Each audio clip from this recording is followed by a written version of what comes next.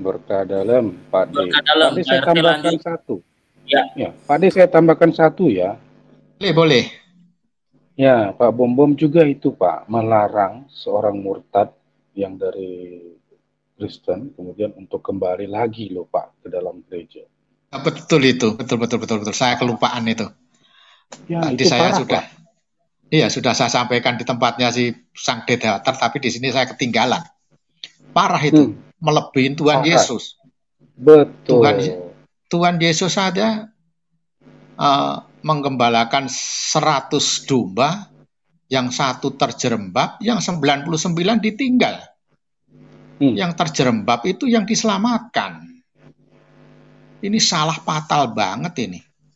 Fatal sekali. Iya, sangat fatal, melebihi Tuhan Yesus. Kayaknya mempunyai hak prerogatif kayak Allah Bapa mungkin. Ya. Boleh saya jelaskan Paman. hal itu, Pak, ya? Silakan. Biar yang di live chat juga terbagi lah bagi yang tentu yang belum ya, yang ilmunya sama dan lebih, saya mohon maaf bukan ngajarin. Ya, memang kita harus lihat bahwa ketika Katekismus Gereja Katolik dan dokumen-dokumen dari Konsili Vatikan kedua itu menyatakan ya, bahwa Gereja Katolik adalah gereja yang didirikan oleh Kristus. Persekutuan para kudus juga.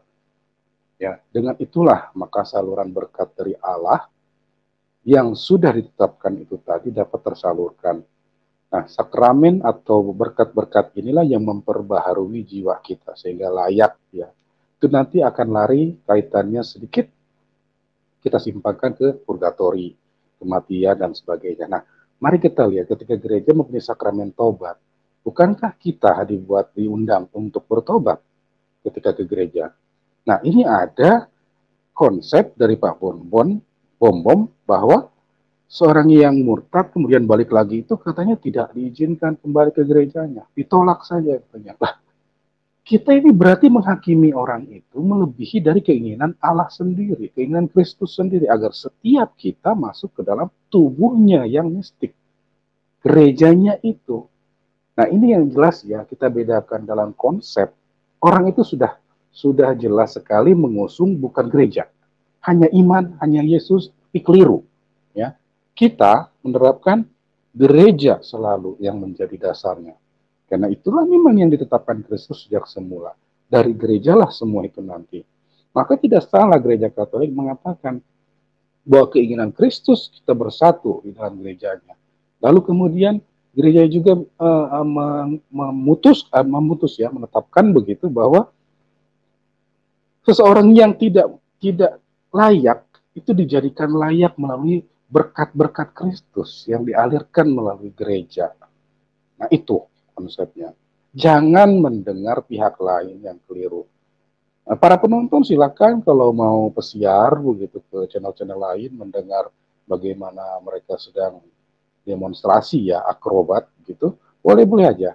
Tapi ingat, sejak penuhi dulu wawasan kita, penuhi dulu pengetahuan kita tentang kekatolikan, sehingga kita bisa menilai bahwa pihak lain itu memang keliru sangat ya. Nah, dalam hal ini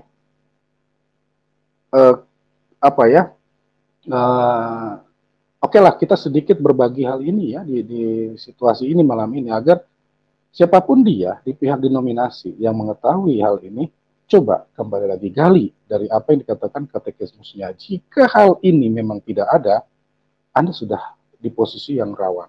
Apalagi menempatkan seorang yang evangelis atau pendeta atau penginjil langsung mengambil otoritas Kristus. Langsung ini tolak, langsung ini tendang. Waduh, ini yang keliru sama. Nah, itu Pak tambahannya. Mungkin Pak D punya tambahan lagi, silakan.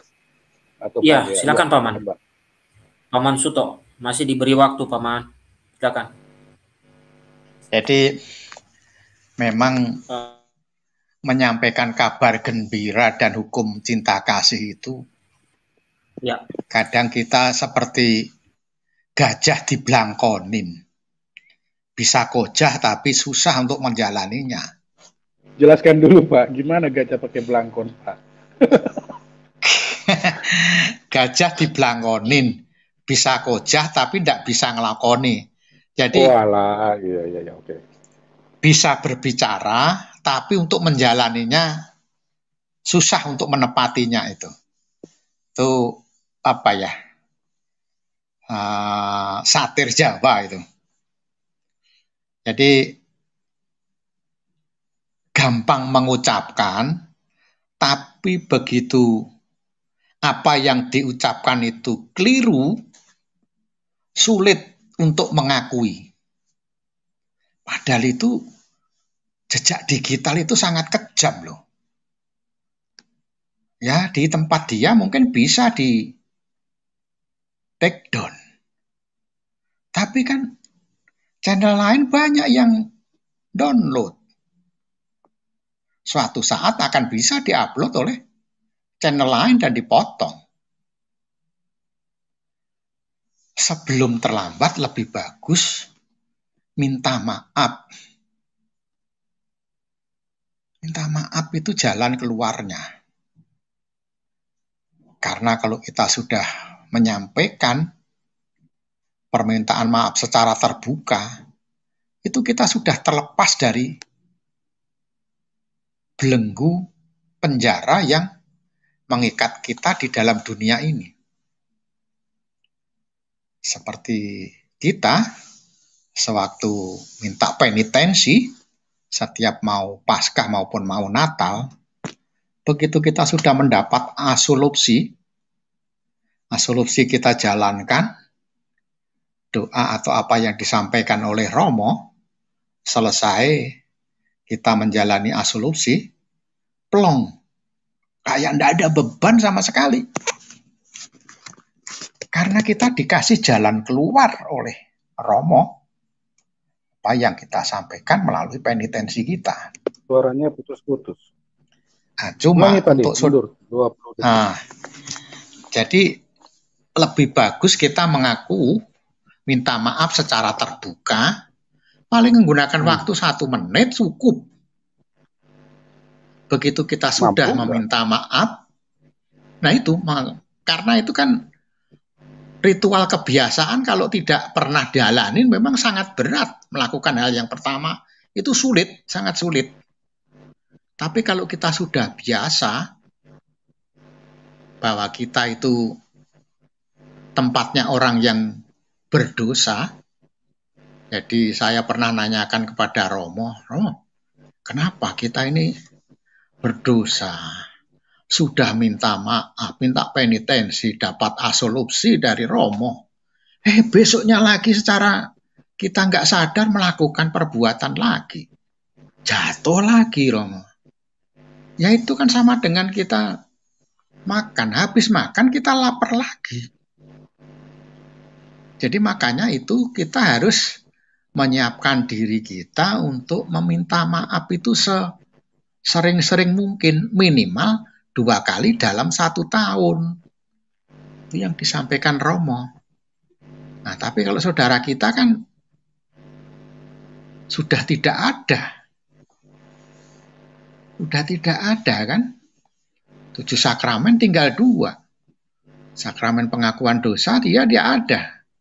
Tapi menurut dia pengakuan dosanya dia itu baptis ulang ya.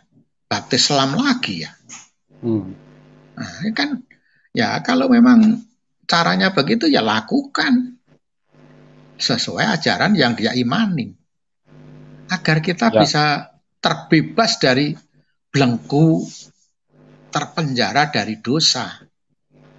Harapan kita itu mudah-mudahan ini Bapak BM Solata sama Bro Timotai merenung malam ini dan cepat-cepat mumpung masih kita dikasih kesempatan untuk bernapas. Dari saya, himbauan saya itu aja. Terima kasih, berkat dalam. Oke, berkat dalam Mas Suto. Ya, silakan Pak RT. Halo. Iya Pak RT, silakan. Iya Pak RT, silakan. Saya terkendala ya. Halo. Bagus suaranya. Bagus suaranya Pak RT. Halo. Ya, bagus. Sorry. Kayak baru makan terang bulan. Aduh, lepas lagi. mungkin mungkin dia keluar dipikir nggak kedengaran, Paman. Iya, cari sinyal dulu dia mungkin. Ya. Nah, ini dia. Lagi. Silakan Pak RT. Dihabisin dulu terang bulannya. Martabaknya dihabisin dulu. Kan? Ya. Oke Bang, izin saya tiktokan dengan Pak D ya. Gini Pak D, saya bukan tidak setuju, boleh-boleh aja itu pendapat ya pribadi. Tapi dari penganalisaan saya demikian Pak. Ketika kita beriman di Katolik ya, bagaimana kita diajari untuk berani mengakui kesalahan kita, dosa kita di depan imam, atau uskup ya. Itulah guna pertama dari latihan ya, dari satu syarat hidup sesuai dengan ajaran Kristus, itu tadi lakukan perintah gereja yang terakhir kalau tidak salah, setidaknya satu kali, ya kan? Nah, disitulah ada bimbingan, Pak. Iman itu merasuk, ya, bimbingan bahwa kita diajarkan untuk rendah hati, mengakui, menyadari kesalahan di hadapan Tuhan yang diwakili oleh imam tadi. Sampai di situ saya menemukan satu sikap positif, Pak. Kita belum jabarkan yang lain. Sementara tadi Bapak mengatakan, kita lakukan deh iman masing-masing saja, jadi sedikit berpikir begini. Terus kenapa justru dengan kesalahan-kesalahan tadi Pak Bom tidak mau mengakui? Berarti ada sesuatu dengan imannya, atau paling tidak human error deh. Yang saya sampaikan, mungkin karena tidak terbiasa mengakui kesalahan. Jangankan di depan Tuhan, di depan manusia pun tidak sanggup. Karena itu sebetulnya dari dua statement tadi kita sudah bisa melakukan komparasi. Carilah iman yang betul-betul merasuki kehidupan kita, mengubahnya ya menjadi yang baik, yang bisa kita sandingkan dengan nilai-nilai dalam kitab suci. Salah satunya rendah hati. Gitu loh Pak D. Betul Pak RT. Jadi ini, kalau kita jatuh dalam dosa, itu jalan keluarnya hanya dua. Yang pertama, menutupi dosa dengan berbuat dosa. Yang kedua, mengakui dosa, clear. Sama dengan kita lapar. Lapar itu jalannya cuma dua juga. Kita mau makan atau lapar kita tahan, kita langsung puasa. Itu jalan keluarnya.